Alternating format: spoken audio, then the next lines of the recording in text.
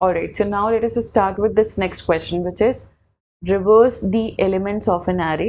ठीक है, तो ये है हमारे पास main function, and within this main function what we're going to do is we are going to say that हमारे पास एक array है और इसमें कुछ elements डाल देते हैं. There are 10, 20, 30, 40, 50 and 60. So these are the 6 elements that we are having.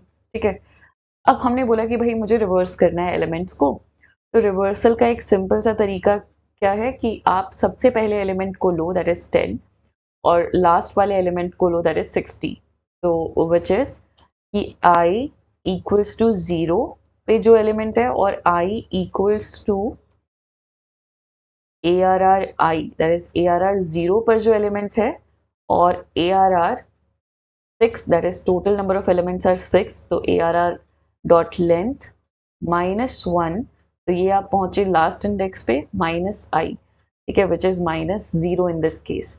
इन दोनों एलिमेंट्स को, दैट इज फर्स्ट एलिमेंट को और लास्ट एलिमेंट को स्वैप कर दो. तो जब आप स्वैप करोगे इन दोनों एलिमेंट्स को, then your final array will become like this, कि यहाँ पर आ जाएगा 60. ठीक है, यहाँ पे बीच में सारे एलिमेंट्स रहेंगे और लास्ट में आ जाएगा 10. ठीक है, उसके बाद आपका काम है दैट ARR 1 को और ARR 6 minus 1, that is 5 minus 1, इन दोनों एलिमेंट्स को स्वैप कर दो. यहाँ से 20 और 50 स्वैप हो जाएंगे. तो 50 आ जाएगा इधर और 20 आ जाएगा इधर, right. And then the last which are ARR 2. ठीक है, ARR 2 और ARR 6 minus 1 minus 2, that is 30 itself, right. मतलब आगे से भी सेकेंड एलिमेंट और पीछे से भी, पीछे से you are targeting this 40 number, right.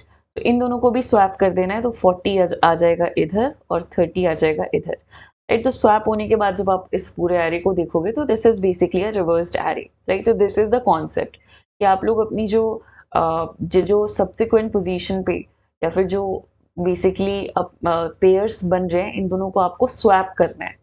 तो अगर हम ध्यान से देखें तो we have to pass this one parameter here which is कि करंट एलिमेंट कौन सा है और हमें सिर्फ और सिर्फ हाफ ऑफ द एरे को ट्रैवर्स करना है. तो this is the rule that you have to apply here. ठीक है, तो यहाँ से हमने कॉल किया रिवर्स ऑफ एन एरे को, और यहाँ पे एक तो हम एरे पास कर रहे हैं और एक बता रहे हैं कि कौन सी पोजीशन से ये स्वैपिंग स्टार्ट करनी है. तो नाउ लेट अस डिक्लेयर और define this particular function. So this is a static and it doesn't return anything, it is void. And the reason is कि ये ना reference के through pass होता है array, right?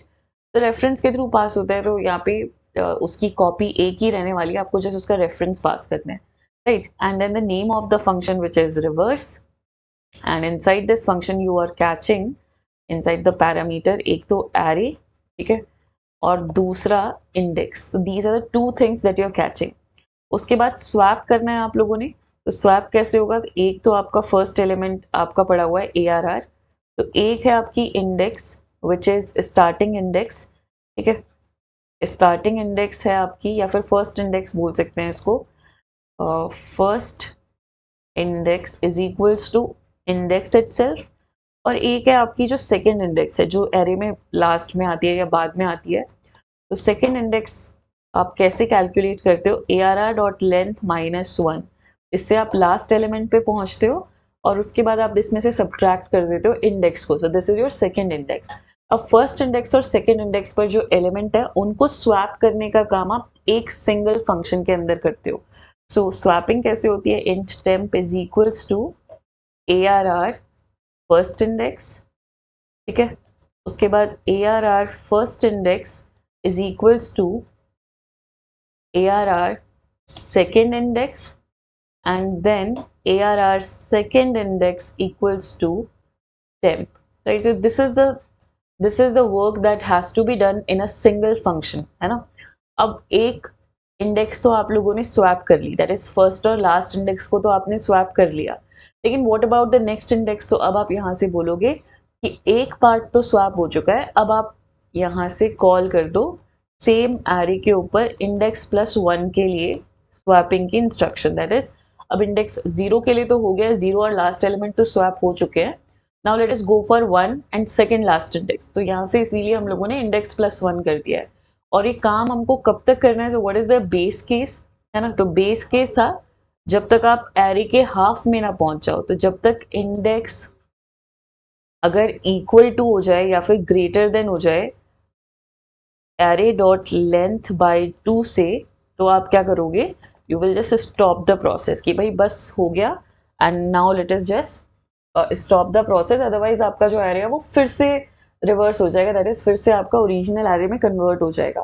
तो after this reverse function call आपका array हो चुका है reverse, and if now you will print all the numbers, ठीक है। तो एक फॉर लूप लगा लेते हैं, for int element inside ARR, we want to just print these elements out. So system.out.println elements. Now let us see that what are the elements current order. ठीक है, तो element और थोड़ा सा space ले लेते हैं, इसे करते हैं run। तो आप देख सकते हो that all the elements are reversed, right? 60, 50, 40, 30, 20 and 10, right? So फिर से अगर आपको देखना है तो I'll just run it over here. So 60, 50, 40, 30, 20 and 10, right? So this is how your array is reversed. Now if you want to see that how it is actually working, तो उसके लिए आप इसे एक बार फटाफट कर सकते हो ड्राई रन, ठीक है। ड्राई रन करने में आपको पूरा इसका क्लियर हो जाएगा that what is happening. Alright, let us dry run it and let us understand कि किस तरीके से काम हो रहा है। तो सबसे पहली जो कॉल लगती है, यू पीपल नो कि सबसे पहला कॉल लगता है मेन फंक्शन को, ठीक है। So this is stack frame of main function. इसमें 4 इंस्ट्रक्शंस लोड हुए हैं, ठीक है। This is your first instruction, second, third and fourth. तो 4 इंस्ट्रक्शन एक एक करके चलेंगे। सबसे पहले तो एक एरे बनाना है। तो ये जो एरे है ये किसका एड्रेस होल्ड कर रहा है, बोल रहे हैं एक ऑब्जेक्ट है हीप के अंदर। तो some object is there inside heap, ठीक है। हीप एक स्पेशल मेमोरी लोकेशन होता है जहाँ पे आपके ऑब्जेक्ट्स रिसाइड करते हैं। तो एक ऑब्जेक्ट है जो कि एरे ऑब्जेक्ट है, ठीक है। और इसके अंदर आपके एलिमेंट्स हैं that are 10, 20, 30 and so on, जितना भी बड़ा एरे होगा उसके सारे एलिमेंट्स इधर है। और इसका जो रेफरेंस है वो हमने ARR के अंदर रखा हुआ है। So this is how ARR is holding the address of this particular object. Now you are saying कि reverse function को call लगा दो with this array and starting index is 0. तो यहाँ से एक function call लग चुकी है and this function call will now work. ये function call लगा है reverse function को, इसमें 2 parameters आपने पास किए हैं, एक तो ARR, तो ARR is again pointing to the same array क्योंकि आपने उसी का reference पास किया है। एंड दूसरा आप लोग होल्ड कर रहे हो इंडेक्स की वैल्यू विच इज 0, ठीक है। अब फर्स्ट इंडेक्स क्या है, 0, और सेकेंड इंडेक्स क्या है, second index is ARR.length which is 6, the current length is 6, 6 minus 1 is 5, ठीक है। 6 minus 1 is 5 and 5 minus index which is 0 itself it is 5। तो बेसिकली आप 0 और फिफ्थ एलिमेंट को पॉइंट कर रहे हो, that is 10 and 60, right, because fifth index पर 60 है। उसके बाद आपने what you have done next is एक टेम्प वेरिएबल लिया है, टेम्प के अंदर मतलब पूरा स्वैपिंग बेसिकली किया है। After swapping this 50 will come here and this 10 will come here and this is reflected in this original array itself। तो 60 यहाँ पे आ गया है, 10 लास्ट में चला गया है, इस ओरिजिनल array के अंदर ही चेंजेस आ गए and after that you have made a function call. तो यहाँ से रिवर्स फंक्शन को फिर से कॉल लग गया है, लेकिन इस बार एरे तो सेम पास किया, दैट इज दिस रेफरेंस, तो ये तो आपने सेम पास किया है, बस इंडेक्स की वैल्यू आपने +1 दैट इज 1 भेज दी है। तो यहाँ से एक नेक्स्ट फंक्शन कॉल लग जाएगा टू रिवर्स फंक्शन इटसेल्फ, और इस बार एरे तो फिर से सेम ही रहेगा लेकिन इंडेक्स आपने पास कर दिया 1, तो फर्स्ट इंडेक्स बन जाएगी 1 और सेकेंड इंडेक्स बन जाएगी array dot length -1 5 -1 which is 4। तो now you are pointing to 20 and 50 जो कि इसी एरे के अंदर है, और आपने इन्हें कर दिया स्वैप, तो यहाँ पर आ जाएगा 50 और 20 कहीं सेकेंड लास्ट नंबर पे आ जाएगा और फिर से रिवर्स फंक्शन को कॉल लग जाएगा, ठीक है। रिवर्स फंक्शन को इस बार कॉल लगेगा तो वो चेक करेगा फिर से कि एरे कौन सा होल्ड किया है, तो सेम एरे को फिर से पॉइंट हो रहा है एंड देन इंडेक्स की वैल्यू क्या है 2, फर्स्ट इंडेक्स क्या है 2 एंड सेकेंड इंडेक्स क्या है, तो it is 5 minus 2 which is 3। तो सेकेंड और थर्ड इंडेक्स पर जो एलिमेंट्स हैं दैट आर 30 एंड 40 इनको स्वैप कर दिया जाएगा। अब यहाँ पे आ जाएगा 40, यहाँ पर आ जाएगा 30 and then next function call लग जाएगी। अब की बार जो नेक्स्ट फंक्शन कॉल लगी है it is for index number 3। ठीक है, अब यहाँ पे अगर आप इस कंडीशन को चेक करते हो कि क्या इंडेक्स दैट इज 3 ग्रेटर या फिर इक्वल है array dot length by 2 that is 6/2 से, तो ये इक्वल आ रहा है। इक्वल पे हमें करना क्या है, रिटर्न। रिटर्न का मतलब होता है दैट्स इट, नीचे का कोई भी इंस्ट्रक्शन नहीं चलना चाहिए। तो कुछ नहीं चला मतलब फंक्शन कॉल भी नहीं लगी नेक्स्ट, और यहाँ से हम आ गए रिटर्न। रिटर्न के बाद हम हमेशा चेक करते हैं कि कोई और इंस्ट्रक्शन बची है एग्जीक्यूट होने के लिए, तो हम ऑलरेडी रिवर्स को कॉल लगा चुके थे। Now there is no instruction left, तो यहाँ से भी रिटर्न हो जाएगा। यहाँ से भी आपने रिवर्स को कॉल लगा दिया था तो कोई इंस्ट्रक्शन नहीं बची because this was a last statement, right.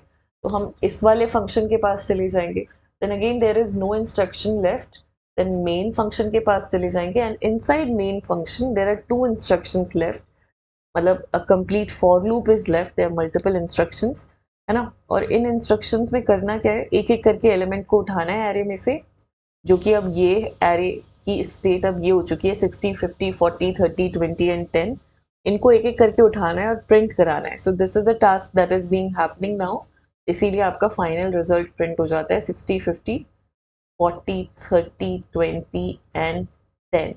So I hope that this example is also clear that how we are working with array in linear recursion, है ना।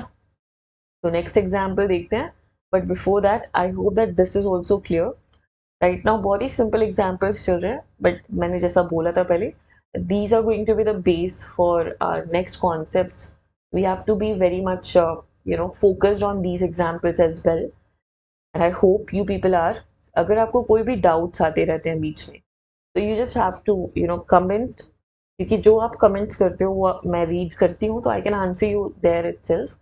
So you just have to comment that this is the problem we are facing, or this is some problem that you have done.